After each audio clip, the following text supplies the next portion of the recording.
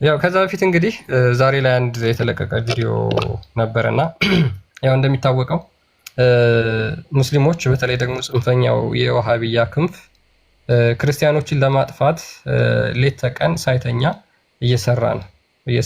ይሄ ማለት ደግሞ ብቻቸው እነሱ ተቀምጠው ሳይሆን ልጆቻቸውንም ከልጅነት ጀምሮ ኮትኩተው ጥላቻን፣ ጽንፈኝነትን፣ አሸባሪነትን እነዚህን የመሳሰሉ ቃላቶች በመጠቀም ክርስቲያኖችን በጣም ሂዩሚሌት ለማድረግ፣ ለመሳደብ፣ ለማዋረድ የሚጠቀሟቸው ብዙ ነገሮችን እየተደረጉ እንደሆነ እያየን ነው። ለምሳሌ ከዛ ውስጥ ዛሬ እስኪ አንድ የተለቀቀ ቪዲዮ ነበርና አንድ ቪዲዮ ላሳያችሁ። እስከዛ ኦኬ። ያለ ብዙ ዘመን ሀገር የዘረፈው እንደ አየር ላይ ፊኛ ከላይ የገዘፈው እጅግ እልፍ ተረት ለትውልድ የዛገው አሁን በዚህ ዘመን ዘግቶ ወር ደረፈው የተንኮል አለቃ የሴራ ቀማሪ አንፈልግም ጭራሽ ቄስ አስተማሪ አንፈልግም ጭራሽ ቄስ አስተማሪ ደብተራና ጠንቋይ ቀሲስም ዘማሪ ስልጣን ገና አርገህ ምንም ብታዘግም ተገደም መጠመቅ ፈጽሞ አንፈልግም። ይሄ ጥቃባችሁ ድሮት በች ይመቻል አብሮ ለመናናር በምለት ለመቻቻል ገደብ ሲተላለፍ ሁሉም ይሰለቻል። ለሆዳቸው ሲሉ ስላገኘው ጥቅም በመከራ መዓት በበደል ጥርቅም ግፍ በየዘመኑ ቢወሰንብንም የአገር ፍቅር ይዞን ችሎናል ሁሉንም። ዝምታ ፍርሃት ስለመሰላችሁ በጥላቻ ተረት ተዘክቶ አይምሯችሁ መተት እናስተምር በግድ ካላችሁ ክልሉም ችኮናል እንኳን ግዕዛችሁ የእምነቶችን ቁንጮ እስላምን ይዘናል። ሁለት ሶስት ሳንል በአንድ አምላክ አምነናል። መጠጣችሁ እንጂ ይቀርብናል። በዚህ ከቀጠሉ በቋማቸው ጸንተው በጀርባ ተመክረው ሴራ ሸፍጥ ሰርተው ሙስሊሙ ተገደው ከእንቅልፉ ይነቃል። አዲስ የትግል ስልት በቅጽበት ያጸድቃል። እስከ ዛሬ ቻለ አሁን ግን ይበቃል። ከእርሳቸው እንዳይጎል ቄስና ደብተራ ከሆነ ሀሳባችሁ የስራ ፈጠራ ከእንግዲህ ሙስሊሙ አይችልም መሸከም ታለም በፍጹም አትድከም። ይልቅስ በጊዜ አይምሮህን ተከፍ። በግፍ የወረስነው ተረፎ አላለቀም። ከውብ ህዝባችን ላይ ጨርሶ አላለቀም። የእናንተ ጥላቻ መሸከም ከብዶናል። ሀገሪቱ እንዳትፈርስ መቻል ተስኖናል። እንኳን አዲስ ነገር ተጨምሮ ሌላ የመተት የቆጠት የሽርክን ዛዝላ የተንኮል የክፋት የበደል ቅሪላ አንሸክም ደገም በቆላ ገዝ የሚባል ጉድ መተትም ጥንቆላ እኛ እንቀበልም ከእንግዲህ በኋላ ሰማሪ ተክቢር የግድሜ ርዕስ ገዝ ተክቢር። ኦኬ እንግዲህ ላሳያችሁ የፈለግኩት ይችኛዋን ቪዲዮ ነው። እንግዲህ በዚህ ልክ ነው አደባባይ ላይ ቀጥል። እንግዲህ በግልጽ ባለፈው እሺ ባለፈው ቢንያሚን ኔታንያሁ ብሎ ነበረ ህፃናቱን ገና ሲያሳደጓቸው ጥላቻንና ኔጌቲቭ ነገሮችን እየሰበኩ ነው የሚያሳድጓቸው ብሎ ነበር። ህፃናቶቹ መርዘው ያሳድጓቸዋል። እቺ ህፃናውን ምንም አይምሮ የሚያውቀው የለም ምን ያህል መርዘው እንደሚሰጧቸው። ድግምተኛ፣ መተተኛ፣ ጠንቋዮች፣ ሶስት የሚያመልኩ ኪሳቸውን በእኛ የሚሞሉ እንትናቸው እንደ ፊኛ አየር ላይ የተነፋ ተረታሞች፣ እንደዚህ አይነት አይምሯቸውን ሞልተው ያሳድጓቸዋል።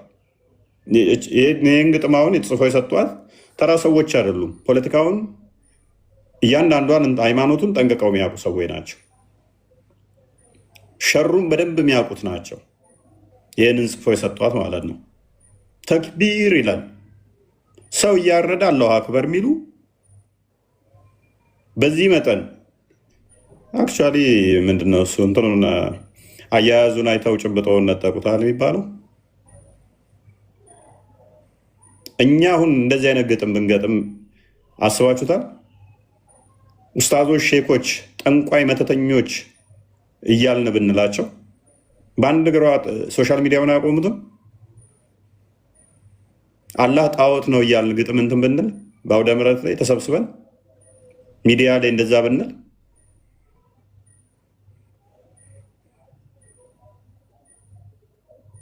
24 ሰዓት ሲሳደቡ ይቆዩና ልክ አስተምሮታቸው ሲነካ አስተምሮታቸውን ስንገልጥኛ እየየ ይላሉ። የኛዎቹ ተኝተዋል። አክቹዋሊ ኃይለኛ እንቅልፍ ውስጥ ተኝተዋል። መንጌ እንዳለው ነው። ይህ ህዝብ ቀስቀሳ ነው የሚሰማ አይደለም፣ በጩቤ ቂጡንም ቢወጉት አይሰማም እንዳለው ነው። እነሱ የስልጣንና የፖዚሽን እንትን ነው ጠባቸው። እዚህ ቦታ ማን ተመደበ፣ እዚህ ቦታ ማን እንትን ተመደበ፣ ገጠር ሊሄድ ከተማ ሊሄድ ተስካራ ይግደልባቸው። ምን እየተካሄደ ምን እየመጣባቸው እንደሆነ አያውቁም። በዓለም ላይ አሁን እየተካሄደ ያለውን አታውቁትም ማለት ነው። ናይጄሪያ በአሁኑ ሰዓት ምን እየተካሄደ ነው? አትሊስት በቀን 3 ቤተክርስቲያን ይፈርሳል ናይጄሪያ ላይ። ለመጀመሪያ ጊዜ በተባበሩት መንግስታት ላይ የክርስትና ግድያ ሃይ ሌቭል ደርሶ የቀረበበት ነው፣ እንደ ዓለማችን ማለት ነው። ደንዝዟል። የኛ ሚዲያ ትንፍስ ብሎ አያውቅም። ፓለስቲኒያ እንዲሆነች ሲያለቅሱ ሜቢ እሱ በኋላ ማሳየት ይቻላል። በዓለም ላይ ክርስትና ሃይ ሌቭል የደረሰበት ነው በመገደልና በመሳደድ በአሁኑ ሰዓት ላይ እስከማውቀው ድረስ በተባበሩ መንግስታት ላይ ለመጀመሪያ ጊዜ የክርስትና እንትንም የቀረበው አሁን ነው። ማንም አያወራላቸውም፣ ማንም አይናገርላቸውም።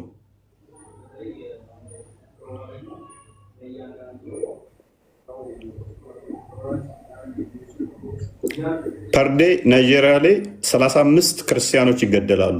በቀን 35 ክርስቲያኖች ይታረዳሉ። አንድ ሀገር ላይ ነው ያልኳችሁ። ይሄ የሆነበት ደግሞ ምንድነው? እሱ እኩል ስለሆኑ አሁን ሙስሊሞቹና ክርስቲያኖቹ ኦልሞስት ባላንስ ስላደረጉ ነው ይሄ የሆነው። በፊት ክርስቲያኖቹ ነበር የሚበልጡት። አሁን ባላንስ ሲያደርጉ አታክ ማድረግ ጀመሩ። እኛ ጋርም አሁን ባላንስ ሆነናል የሚለው ናሬሽን በጣም በብዙ እንትን እየተባለ ነው። ባላንስ ሆነናል፣ ማጥቃት እንችላለን። አሁን ቁጥር ተመጣጥነናል አሁን። ስለዚህ ማጥቃት እንችላለን። 51 የሆኑ ለታ ግን በቤት ታርደህ ታልቃለህ። እሱን እናሳያችኋለን። አሁን ናይጄሪያዎችን ዜናዎችን ማየት ትችላላችሁ። እንግሊዝ ላይ ምን እየተካሄደ በገዛ እጃቸው እንትን ብለዋቸው ማየት ትችላላችሁ። ጀርመን ላይ ምን እየተካሄደ ነው፣ ምናል እያሸበሯቸው ነው ማየት ትችላላችሁ። ክርስቲያን ሜይ ቢ አንድ እንትን የናይጄሪያን ጠቁመንና ወደ ቶፒካችን እንመለሳለን። አንድ ዜና ብቻ ሳይሄድ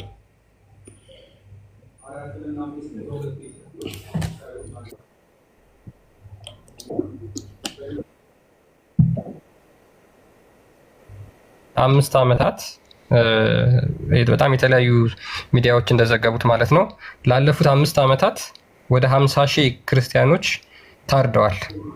ወደ 50 ሺህ ክርስቲያኖች አካባቢ ታርደዋል። ወደ 5 ሚሊዮን የሚገመቱ ክርስቲያኖች ተፈናቅለዋል። ቀያቸው ከቦታቸው እንትን ብሏል። ነገር ግን ነገሮች እጅግ በጣም እየባሱ እየመጡ እንደሆነ ደግሞ የሚያሳየው ምንድን ነው?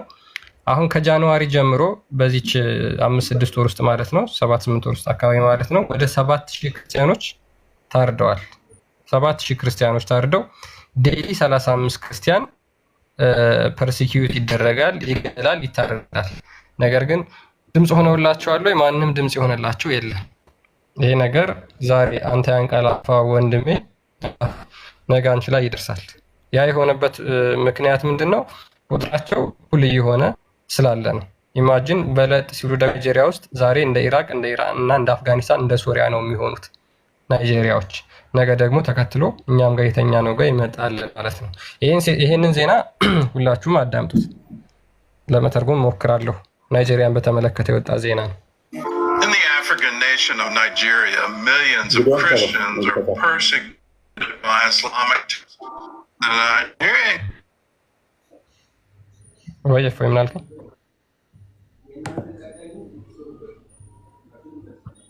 In the African nation of Nigeria, millions of Christians are persecuted by Islamic terror groups. The Nigerian government is doing very little to stop the attacks.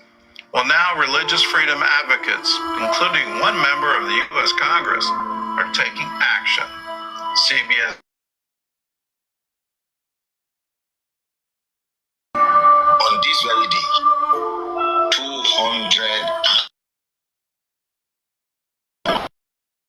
one night in less than 22 hours. The video from the Father's Day massacre includes graphic images of people being burned alive, family attacked, and homes destroyed in Yelawanta, Nigeria. So, they invaded the community and claimed so many lives. 12 midnight, we started having calls from Yelawanta that the Fulanis have come. Are killing, burning. Friday night, I was leaving my house. See my house there. I come here. They come, they break the house. Where my brother, my friend is still living here. Hereby they come, they kill people. They were breaking the house. Say, Allah Akbar, Allah Akbar, Allah Akbar. These first-hand accounts, gathered by Truth Nigeria journalists, describe the ongoing atrocity campaign to eradicate Nigeria's Christians. Judge Saul, filmmaker and missionary, the organizer of equipping persecuted this documentary as a way to sound the alarm. This thing threefold. One, America has a government. ክርስቲያን ሜይ ቢ አብዛኛው ዳይሬክት የተወሰነ እንደዚሁ ልበት ያ እንግዲህ ምንድነው ናይጄሪያ ውስጥ ክርስቲያኖችን ለማጥፋት የማጥፋት ዘመቻ ጄኖሳይድ እየተፈጸመባቸው ነው። ይሄም ደግሞ ኢንተርናሽናል የሆነ ከቨር እያገኙ አይደለም። ለዚህ ግድያቸው ቤተክርስቲያኖቻቸው እየተቃጠሉ ነው። በቀን ከአንድ ቤት ውስጥ እንኳን 2-3 ሰው እየታረደ ነው።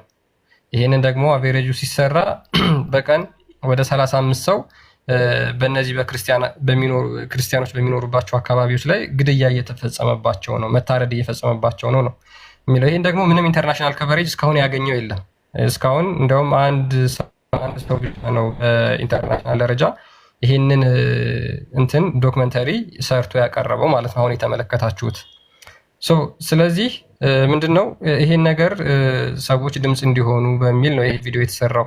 ነገር ግን ነገር እያዩት እየተረዱት አይደለም። ስፔሻሊ አውሮፓውያኖች እነ እንግሊዝ፣ እነ ጀርመን፣ እነ ፈረንሳይ የመሳሰሉት ሀገራት ማለት ነው። ነገር ምንድነው ጥንቃቄ ከመውሰድ አንጻር ብቻ ሳይሆን ክርስቲያኖች ነቃ ብላችሁ ከጠጅ ቤት ወጥታችሁ የድራፍት ብርጭቆ መያዝ ብቻ ጥቅም የለውም ማለት ያን ያህል ለህይወታችሁ ምንም ጥቅም ያለው ነገር ሆኖ አይደለም። ያላችሁ ሃይማኖታችሁን ጠብቁ። ሴቶች እንዲሁቶቻችን ሁላችሁም መጽሐፍ ቅዱስ አንብቡ፣ አስተምሯችሁን ወቁ። ለሚሰነዘሩት ማንኛውንም ነገር ምላሽ ለመስጠት መሞከር መቻል አለባችሁ ለማለት ነው። ፎይቅ መቀጠል ትችላለህ። እሺ ቴንኪው፣ እናመሰግናለን። መፈክር ብዙ ማዋጭ አይደለም፣ ነቅቶ ጊዜውን መዋጀት አሪፍ ነው። የክርስቲያን ሀገር ነች ኢትዮጵያ፣ ክርስቲያን ደሴት ስላልክ ከአባባል ሆኖ ይቀራል ማለት ነው። አባባል ይሆናል። እንዲህ ተብሎ ነበር እንዲህ ብለን ነበር ብለህ ትቀራለህ ተማጠብቅ ከሆነ ኢትዮጵያም አይቀርላቸው ነው። የኢትዮጵያ ግን የከፋ የሚያደርገው ምንድነው? የበቀል ዱላ ዘው ነው የሚመጡት። ተበድለናል፣ ተጨቁነናል የሚል ናሬሽን ለዘመናት ተሰርቶባቸዋል። ያንን የበቀል ዱላ ዘውብህ ነው የሚመጡት። ይህም ደግሞ እንደማይቀር ብዙ ዶክመንቶቻቸው ስላሉን እቅዶቻቸውንም ስለምናውቀው ስላነበብ ነው ብዙም እንትን አይለንም። መቼም አይሆንም እንደዚህ አይሆንም እያልክ ተረት ማውራት ብዙም አያዋጣም። እንደሚሆን 100% እርግጠኛ ሆኜ እነግርሃለሁ። መቼ አሁን ቢሆን እኛ ምኞታችን ነው። አሁን ቢሆን ለክርስቲያኑ የተሻለ ነበር። ምክንያቱም መሆኑ ስለማይቀር ማለት ነው። ሙሉ ለሙሉ ቁጥርን በልጠው ዶሚኔት አድርገው ስልጣኑን እዘውት አፍነው ከሚሆን አቻ ባለህበት ሰዓት ላይ ቢሆን የተሻለ ነበር። ስለማይቀር ማለት ነው። እያንዳንዱ መታረዱ ስለማይቀር ዝግጅቱን በደንብ ስለምናውቀው ማለት ነው። የኛዋ ተኝታለች፣ እንቅልፍ ላይ ነች። እንግዲህ ዶክመንቶችን ከዚህ በፊትም የተወሰነ ለመጠቆም ሞክረናል፣ የተወሰነ ለማሳየት ሞክረናል። ዚስማች ትኩረት የለውም ማለት ነው። ትኩረት እየተሰጠ አይደለም። በየቦታው ክርስቲያኑ እንዲጸዳ የሚደረግበት እንዲሁ ሳይታሰብ ቀርቶ ሳይሆን ታስቦበት ነው እየተሰራ ያለው እና እንደዛ ነው። ኤኒዌይስ ካነሱት እኛ አስተምሮቱ ላይ ነው ሞር ፎከስ የምናደርገው። አስተምሮቱ ላይ መሰረት በማድረግ እዛኛው ላይ ፎከስ እናደርጋለን ማለት ነው። ድግምተኞች፣ መተተኞች ልናቸው አንፈልግም። በእናንተም ምናምን ምናምን የሚል ናሬሽን ደጋግሞ ከዛኛው ሰፈር ጮክ ተብሎ ይነገራል። እኔ አንድ ነገር አምናለሁኝ። አምላኬ ከድግምት በላይ ነው። አምላኬ በድግምት ቁጥጥር ስር እንደሆነ አያደርገኝም። ሺህ ጊዜ ድግምተኛ ቢኖር ብዙም አይጨንቀኝም። ምክንያቱም አምላኬ የማመልከው ከድግምት ሊያድነኝ ስለሚችል ማለት ነው። ግዕዝን ድግምት ያደረጉ አካላት በጣም ያስቁኛል። የሚያወሩበት ፊደሉ ራሱ የግዕዝ ውጤት መሆኑን አለማወቃቸው ይሁን ወይንስ ለነገሩ ቻይና እንዳለችው ነው። 2018 ላይ ቻይናዎች እስልምና የአእምሮ በሽታ ነው ብለው ዜና ሰርተው ነበረ። በዜና ደረጃ እስልምና የአእምሮ በሽታ ነው ብለው ማለት ነው። ተላላፊ በሽታ ነው አለ የሚለው ክርስቲያን ዜና ኮንታጀስ ዲዚዝ ተላላፊ በሽታ ነው እስልምና ብለው ማሳየት ይችላሉ። ኢፍትስ ነሰሰሪ ለማሳየት ይችላሉ። በጣም በነገር ኒውዮርክ ታይምስ እና አልጀዚራ ዘግበውታል። ራሱ እስልምና ተላላፊ በሽታ ነው፣ ኪውር ልናደርገው ልናድነው ይገባል ብለው ከዚህ በፊት 2018 አካባቢ ሰርተው ነበር። ያ በደንብ ተረድተዋቸዋል። እነሱ በጣም ቪክቲም ሜንታሊቲ የተጠናወታቸው ናቸው። ተበድለናል፣ ተጨቁነናል፣ ሙልጭ አድርጎ ሰድቦ ሰደብከኝ ይላል። ሙልጭ አድርጎ ሰድቦ ማለት ነው። እኛ እንሳደብም ይላል። እና ይህ ቪክቲም ሜንታሊቲ በቃ በጣም የሚያጠቃቸው ናርሲስቲክ ቢሄቨር ያለባቸው ሰዎች ናቸው። በጣም ማለት ነው። ከካንሰርም የባሱ ናቸው። በዚህ መጠን ነው አይምሯቸውን ላለመጠቀም የሚጥሩት። አንተ ቄ መጥቶ አንተን አፈናቅሎ አንተን አባሮ ስቲል ተበደልኩ ይልሃል ማለት ነው። እና አርመንን ያየ ማይረዳ ማያ ክርስቲያን ያውም ኦርቶዶክስ ሆኖ አርመን ኦርቶዶክሳውያን በጥቂት በትንሽ ዓመታት በዚህ በቅርብ ዓመታት ውስጥ ነው 1 ሚሊዮን አርመን ኦርቶዶክስ እምጥ ይግባ ስምጥ ይግባ አይታወቅም። እምሽክ ነው ያደረጓቸው 1 ሚሊዮን። ኦኬ ምን አልክ ክርስቲያን? ዜናውን ላሳያችሁ ነው። ኖቬምበር 2018 ላይ የተለቀቀ ዜና ነው እና ይህ አልጀዚራ የዘገበ ነው። ይላል ፎር ቻይና ኢስላም ኢዝ ሜንታል ኢልነት ዛት ኒድ ቱ ቢ ኪውርድ። በነገራችን ላይ እንደዚህ እንዲባሉ ያስደረጋቸው አስተምሯቸው ነው፣ ሌላ ምንም ማለት አይደለም። ቪክቲም ሜንታሊቲያቸው ሞራል ግራውንዳቸው ምንድነው? ሁልጊዜ እነሱ አታክ ማድረግ መብት አላቸው። አንተ ግን የእነሱን አስተምሮ አውጥተህ ስትናገር ለእነሱ በጣም ትልቅ ጥፋት ነው።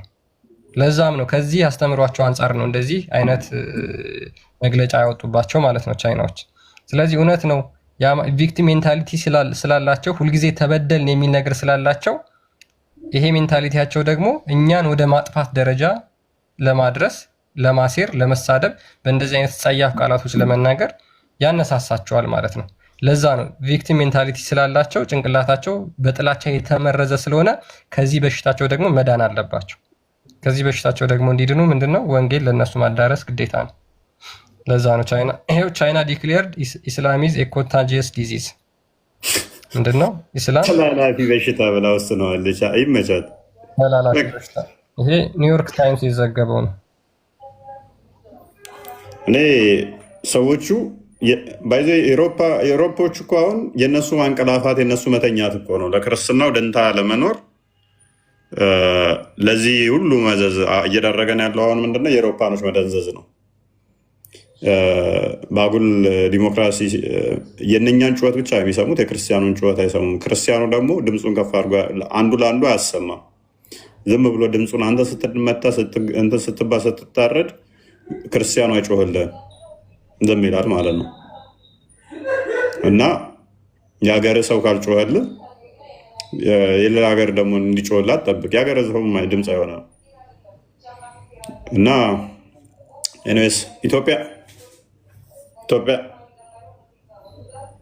ይሰማል። ኢትዮጵያ ገስት ያለው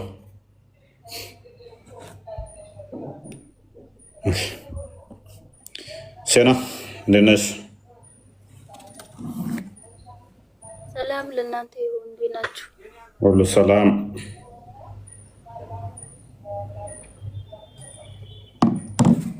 መልካም። እሺ የዛሬ ቶፒካችን ሞር ድግምት ጋር በተያያዘ ይሆናል።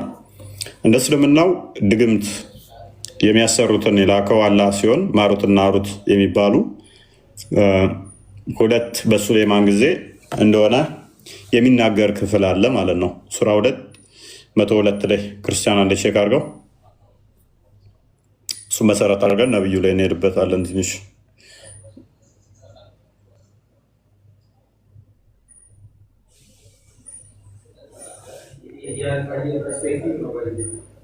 ክርስቲያን አለ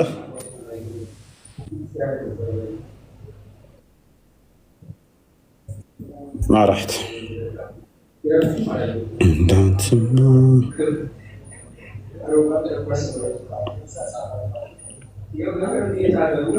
ድግምት፣ አጋንንት፣ ሴጣን በሙስሊሞችን ይነካቸዋል አይነካቸው? ድግምት ለምንድን ነው አላህ ማስጣል ይችላል አይችልም? ሴጣንም ማዳን ይችላል አላህ የሚሉ ቶፒኮችን ነው የምንመለከተው ማለት ነው።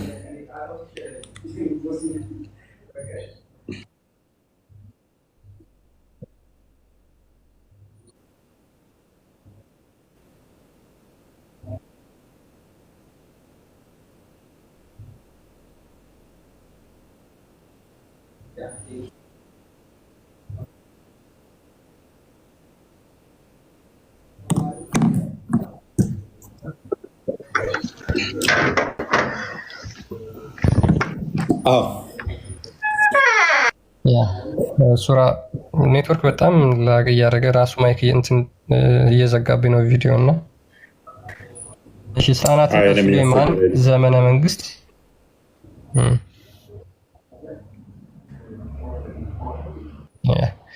ሰይጣናትን በሱሌማን ዘመነ መንግስት የሚያነቡትን ድግምት ተከተሉ።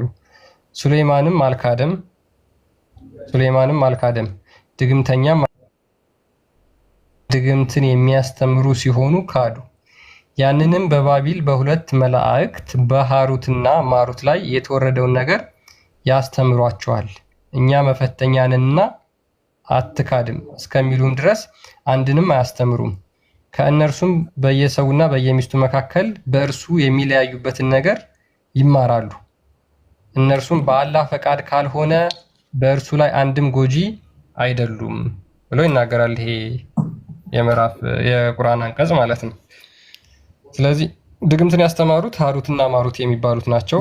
ይህንንም ደግሞ ሰይጣናት ተከትለው በሰዎች ላይ ድግምትን እንዲያሰሩ ያደርጋሉ ማለት ነው። ይህም ደግሞ ዓላማቸው ምንድነው? ሰዎችን ለመለያየት፣ ለመጉዳት እንደሆነ ይናገራል። ይሄም ደግሞ ሲሰሩ ድግምትን በአላህ ፈቃድ እንደሆነ ይናገራል። ስለዚህ ድግምተኞች ድግምት እንዲሰሩ አላህ ይፈቅድላቸዋል። ያ ሰው ድግምቱ የሚሰራበት ከሆነ አላህ ፈቅዶለት እንደሆነ ይሄ ቁርአን አንቀጽ ይናገራል። ኦኬ። ስለዚህ ድግምት የሚሰራበት ሰው በአላህ ፍቃድ ነው እና ታዲያ ለምንድን ነው እሱ ሙስሊሞች ክርስቲያኖችን ድግምተኛ ምናምን ብለው የሚሳደቡት? አላህ ራሱ ሆነ ድግምቱን ፈቅዶ ሰውየው እንዲሰራበት ያደረገው አላህ ነው መወቀስ ያለበት ወይንስ እንደው ክርስቲያኖች ቢያሰሩ እንኳን ፎር ሴክ ኦፍ አርጉመንት ክርስቲያኖች ቢያሰሩ እንኳን ክርስቲያኖች ለምን ይወቀሳሉ? አላህ ነው እንጂ መወቀስ ያለበት። አንተ አላህ ድግምት እንዲሰራብን ለምንድን ነው የፈቀድከው ብለው መጠየቅ ያለባቸው ክርስቲያኖችን ሳይሆን ሙስሊሞችን ነው። ሶሪ አላህን ነው ማለት ነው። ክርስቲያኖች መጠየቅ የለባቸው፣ አላህ ነው መጠየቅ ያለበት። እሱ ፈቅዶ ድግምት እንዲሰራባቸው ካደረገ ለምን ክርስቲያኖች ይጠየቃሉ?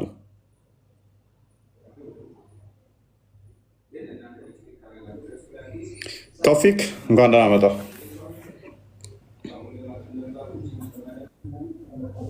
እንዴት ነው ቆያችሁ? ሰላም ነው? ሰላም ናችሁ? አለን። ሙስሊም ነው ናችሁ?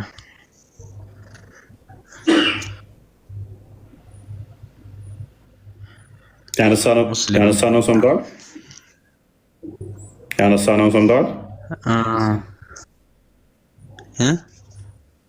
ያነሳነው ሰምተዋል? ያነሳችሁት ሰምቻለሁ። አብዛኛው የሚበዛው በእናንተ ነው ብቻ እንደዛ አይነቱ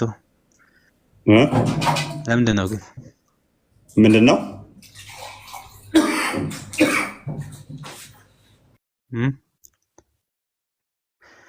ድግምት ምናምን የሚበዛው? የኛ ሀገር ላይ ያሉት ራሱ የሚያሰሩት በቄሶች ምናምን አንዳንድ ካሰራ የሚያሰራ አላህ ነው ፈቃዱ እያለ ነው። ወዳጃችን ፈቃዱ አላህ ነው። ፈቃዱ አላህ ነው።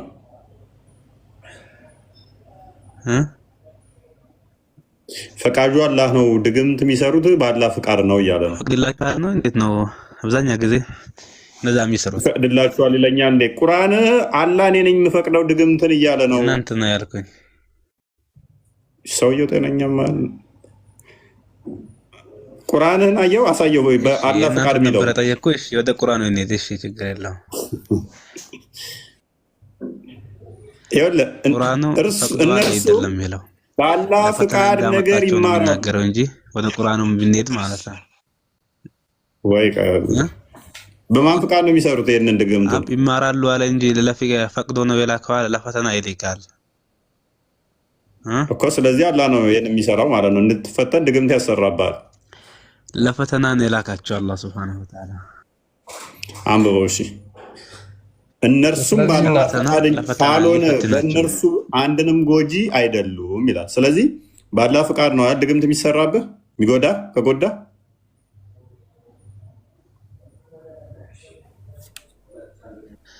ሁሉም ነገር አላህ ፍቃድ ያስፈልገዋል። አላህ ሳይፈቅድማ አንተም እኮ ማንንም ነገር ጊዜ አላህ ፍቃድ አለበት እኮ። ቅድም የሆነ ነገር ሆነናል የምትለው ራሱ እኮ የአምላክ ፍቃድ አለበት። እንደዛ ነው። ይሄ ድግምቱም የአላህ ፍቃድ ነው፣ አላህ ፈቅዶት ነው። ነገር ግን ስሩ የሚል ነገር ፍቃድ አይደለም ያለበት። ለፈተና እንዳመጣቸው ነው የሚናገረው።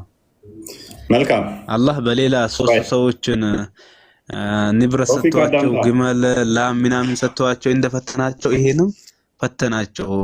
መላእክት ልኮ ድግምት አሰርቶብህ ነው የሚፈትነው። ድግምት አሰርቶብህ ነው የሚፈትነው።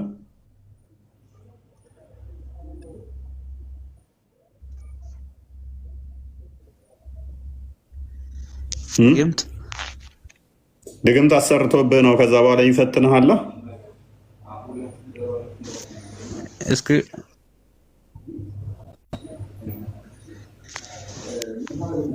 ኔትወርክ ብቻ ያንተ መሰለኝ ይቆራረጣል። ድግምት አላህ አይደለም ነው የኔም እየተቆራረጠብኝ ነው። አካውንቴ ይሁን ኔትወርክ ይሁን አላውቅም። ያ ምንም ኖርማል አይደለም አክቹአሊ የሆነ ነገር አለ። ሰማለሁ ቶፊክ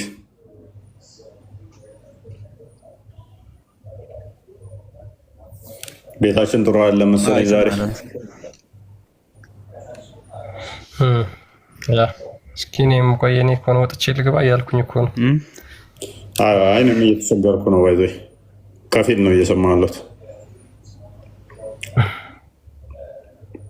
ኦኬ ሰማለሁ ቶፊክ። ትክክል ነው የሚሰማው ጋር አሁን ጸጥታላ አይሰማም አሁን ለአንተ ይሰማል። መልካም ድግምት የሰይጣን ውጤት ነው አይደለም?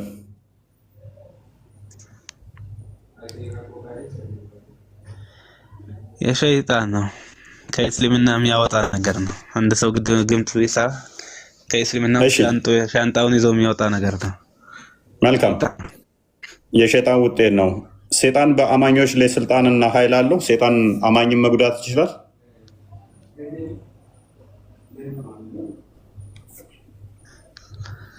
ሸይጣን እስኪ እንዴት አማኞችን መጉዳት ይችላል? ሰይጣን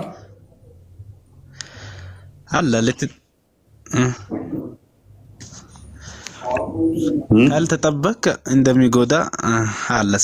ሲህር ድግምት ምናምን የሚቀሩ ምናምን ያሉት አሉ። እሳቸው ከቀራ የምትጠበቅባቸው ሸይጣን ማይደርስባቸው ሳትቀራ ሊደርስብህ ይችላል። የተጠበቀ ማን ነው? የተጠበቀ ማን ነው? በምን ከሸይጣን ማንም ከቀራ በፊት ይጠበቃል። ምንን ከቀራ?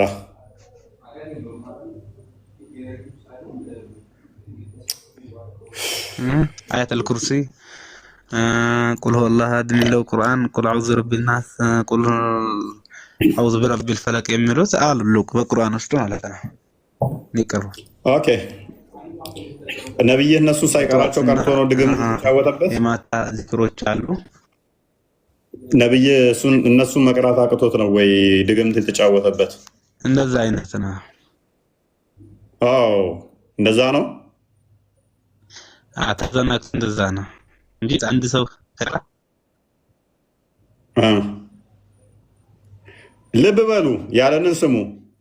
ነብዩ ድግምት የተጫወተበት ለኛም ማስተማር ደረስ ነው።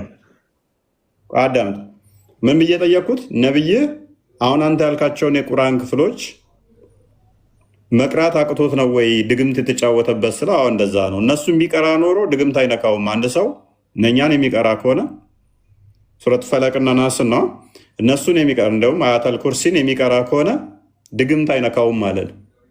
ስለዚህ ነብዩ መፈወሻውን እንኳን አያውቅም ነበር ማለት ነው። ሴጣን ማስለቀቂያ ብሎ ለነሱ አስተምሮ ለራሱ ግን ሴጣን ተቆጣጥሮታ በድግምት ስር ሆኖ ከ6 ወር እስከ 1 ዓመት ሙሉ አያውቅም። መፍትሄውን አያውቅም። መዳኛውን አያውቅም። መፍትሄ ብሎ ግን ለነሱ አስተምሯል። መፍትሄ ብሎ ለነሱ ያስተማራቸው ነቢይ ራሱ ግን በዛ ቁጥጥር ውስጥ ነበረ። አጋንንት ይጫወትበት ነበረ። የአጋንንት ማባረሪያ ብሎ አስተምሯል። ደግሞ ተውፊቅ በሚያሳዝንና በሚያስገርም ሁኔታ ደግሞ ለእኛ በሚያስገርም ለአንተ ግን በሚያሳዝን ሁኔታ አያተል ኩርሲን ቅሩ ሴጣን ይሸሻል ያላችሁ ሴጣን ራሱ ነው። ሴጣን ራሱ መሸሻውን እየቀራ አቡ ሁሬራን ያስተማረው ሴጣን ነው።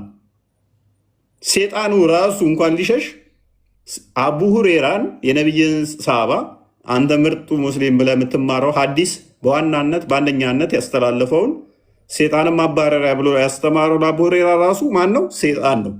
አንድ የጠራሃቸውን ላፍርስበት። ሁለተኛ ሁለቱን ሱራዎች ነቢይ በድግምት ቁጥጥር ስር ሆኖ ይቀራቸው ነበረ ይላቸው ነበረ። በሚገርም ሁኔታ ግን ነቢይ ብቻውን ከሚስቶቹ ሳይገናኝ የተገናኘ ይመስላል ነበረ። የወረዱት ራሱ እሱ ነው እኮ ነቢይ ደግሞ ሱራዎች እኮ ብቻውን በያዘው ጊዜ ነው ብቻውን እንትን ይል ነበር ከሚስቶቹ ሳይገናኝ።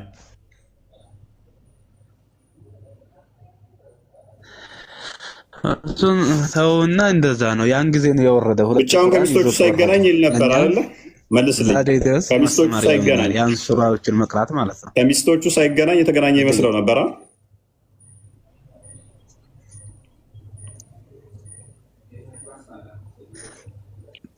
መሰል መሰለው አሲር ድግምት ግዛ ድግምት ይመስልሃል? የምታውቀውን የምታረገው አታውቀው ይመስልሃል? ስለዚህ ነቢዩ ምንም የሚያደርገውን ማያውቅ ነበር ማለት ነው። ለአንድ ዓመት ያህል ለአንድ ዓመት ያህል ነቢዩ የሚያደርገውን አያውቅም። ውጪ ዘብድ ነበር ማለት ነው። አንድ ሰው የሚያደርገውን አያውቅም ከተባለ እብድ ነው ማለት ነው። የሚያደርገውን የማያውቅን ሰው ተናግሮ አልተናገርኩም የሚል፣ ሳይናገር ተናግሬያለሁ የሚል፣ በልቶ አልበላሁም የሚል፣ ሳይበላ በልቻለሁ የሚል፣ ከሚስቶቹ ሳይገናኝ ተገናኝቻለሁ የሚል የሚያደርገውን የማያውቅን አካል እነሱ ለእኔ መመሪያና መሪ የሚሆነኝ የአምላክን ቃል የሚያስተላልፍልኝ እንዴት ሃው የሚሰራውን የማያውቅ አካል የሚያደርገውን የማያውቅ አካል ለእኔ እሱ መልካም ጸባይ ላይ ነው። ሱራ 68:4 እንደሚናገረው እሱም በመልካም መከተል ተከተለው። 33:1 ላይ እሱ የሰጠህን ማናቸውንም ነገር ሳታቅማማ ሁሉንም ያዝ። 4:65 ላይ እምነትም የለህም እሱ የሰጠህን እስካልተቀበልክ ድረስ እና ሳይገናኝ ተገናኝቻለሁ ያለኝንም ሊያስ እና የሚያደርገውን ማያውቀውንም የተናገረውን የቀጣጠፈ ከራሱ አንዳች አይናገርም ራእይ ከሆነ እንጂ 53 ከ1-3 ወይም ራእይ ከአምላኩ እንጂ ከራሱ አንዳች አይናገርም የተባለው ለዓመት አካባቢ ከሚስቶቹ አይገናኝም፣ ግን ተገናኝቻለሁ እያለ ብቻውን እንትን ይል ነበረ። ይህንን ሰውዬ እንዴት ነው የምትከተለው? ማለት በምን አይነት ሞራል